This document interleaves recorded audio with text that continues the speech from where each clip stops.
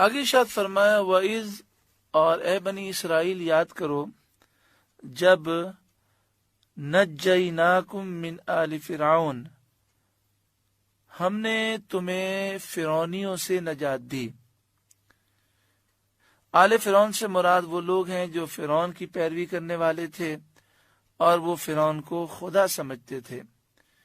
تو اے بنی اسرائیل یاد کرو ہم نے تمہیں فرعونیوں سے نجات دی، فرعون سے اور فرعون کے جو متبعین تھے ان سے ہم نے نجات دی۔ یسومونکم سوء العذاب، کہ وہ تم پر برا عذاب کرتے تھے، بہت زیادہ تمہیں تکلیف دیتے تھے۔ یذبحون ابناءکم، تمہارے بیٹوں کو ذبح کرتے تھے، ویستحیون نساءکم، اور تمہاری بیٹیوں کو زندہ رکھتے تھے۔ فرعون نے بنی اسرائیل پر نہایت بے دردی سے محنت و مشقت کے دشوار کام لازم کیے تھے۔ پتھروں کی چٹانیں کاٹ کر دھوتے دھوتے ان کی کمریں گردنیں زخمی ہو گئی تھیں۔ غریبوں پر ٹیکس مقرر کیے تھے جو غروب آفتاب سے پہلے زبردستی وصول کیے جاتے تھے۔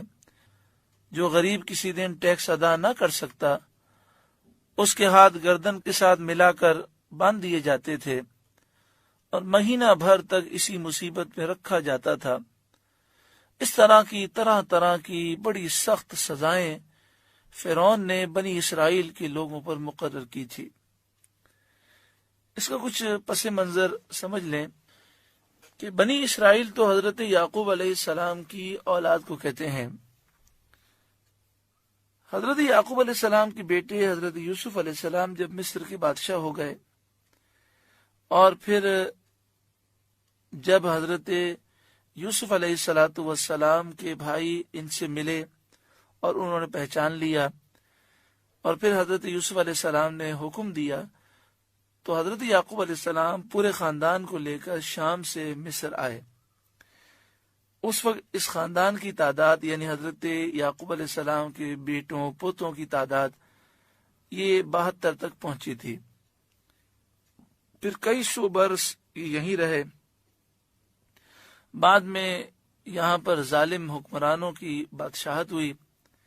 اس میں سے ایک ظالم بادشاہ ولید بن مصعب بن ریان تھا۔ یہاں فرعون سے وہی مراد ہے، ولید بن مصعب بن ریان۔ اس کی عمر ایک روایت کے مطابق 400 سال ہوئی۔ 320 برس تک اس نے حکومت کی اور انتہائی ظالم شخص تھا۔ تو اس نے بنی اسرائیل کو مصر کے اندر غلام بنا دیا اور ایک ایک بنی اسرائیل کو ایک ایک فرعونی کے حوالے کر دیا اور وہ فرعونی اس پر ظلم کرتے تھے۔ تو قرآن مجید فرقان حمید نے بنی اسرائیل کو یہ نعمت یاد دلائی کہ اللہ تعالیٰ نے اس ظلم سے تمہیں نجات دی۔ فرعونیوں کا ایک ظلم یہ تھا یذبحون ابناءکم، وہ تمہارے بیٹوں کو ذبح کرتے تھے۔ فرعون نے ایک خواب دیکھا کہ بیت المقدس کی طرف سے آگ آئی، اس نے مصر کو گھیر کر تمام فرعونیوں کو جلا ڈالا اور بنی اسرائیل کو کچھ بھی نقصان نہ پہنچا۔ اسے بڑی وحشت ہوئی۔ کاہنوں سے اس نے تعبیر پوچھی تو کاہنوں نے کہا کہ بنی اسرائیل میں ایک لڑکا پیدا ہوگا جو تیرے ہلاک ہونے کا باعث ہوگا اور تیری سلطنت کے زوال کا باعث ہوگا۔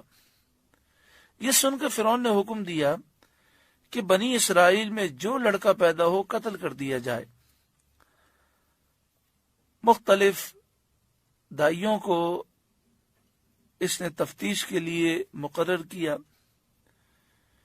ایک روایت یہ ہے کہ 12,000 اور ایک روایت یہ ہے کہ 70,000 لڑکوں کو اس نے قتل کیا، 90,000 حمل گرا دیے گئے۔ پھر اللہ تعالیٰ کی مشیت یہ ہوئی کہ بنی اسرائیل کے بوڑھے جلدی جلدی مرنے لگے۔ تو فرعونیوں نے فرعون سے شکایت کی کہ بنی اسرائیل میں اموات کثرت سے ہو رہی ہیں، بوڑھے جلدی مر رہے ہیں اور بچوں کو تو قتل کر رہا ہے، تو اس طرح پھر بنی اسرائیل یہ تو ہمارے غلام ہیں، کام کاج کرتے ہیں، یہ ہماری خدمت کرتے ہیں، تو ہم ان سے خدمت کیسے لیں گے؟ تو فرعون نے کہا کہ اچھا 1 سال بچے قتل کیے جائیں گے اور 1 سال زندہ چھوڑے جائیں گے۔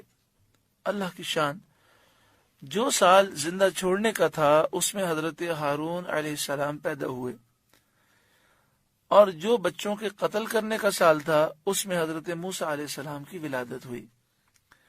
لیکن فرعون اور اس کے متبعین فرعونی باوجود دشمنی کے حضرت موسیٰ علیہ السلام کو وہ قتل نہ کر سکے۔ تو اس کا پورا واقعہ آگے تفصیل سے بیان ہوگا۔ وَيَسْتَحْيُونَ نِسَاءَكُمْ، وہ تمہاری بیٹیوں کو زندہ چھوڑتے تھے۔ جس قوم میں لڑکے مار دیے جائیں اور بچیاں زندہ رکھی جائیں، اس قوم کے لیے زندگی بسر کرنا کتنا مشکل ہوتا ہے۔ وَفِي ذَلِكُمْ بَلَاءٌ مِّن رَبِّكُمْ عَظِيمٌ، اور اس میں تمہارے رب کی طرف سے بڑی آزمائش تھی۔ اللہ تعالیٰ نے آسانی فرمائی اور اس مصیبت سے تمہیں نجات دی۔